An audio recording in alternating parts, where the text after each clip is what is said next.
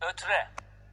İnce harfleri u-ü arası bir sesle, kalın harfleri u sesiyle okudur. Ruzika, vulide, kutibe, üzine, nu'ile, zükira, ümira, ühize, gufira, guribe, hulika, suile, yasifu, yerithu, yehebu, yelidu, humile, rufi'a, numi'a, vudi'a, fehuve, methalu, amalu, samadu, rusulü, thuluthü, kutubu, unuku.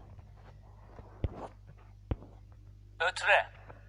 İnce harfleri u-ü arası bir sesle, kalın harfleri u sesiyle okudur. Ruzika, vulide, kutibe, üzine, nu'ile, zükira, ümira, ühize, gufira, guribe, hulika, suile, yasifu, yerithu, yehebu, yelidu, humile, rufi'a, numi'a, vudi'a, fehuve, methalu, amalu, samadu, rusulü, thuluthü, kutubu, unuku.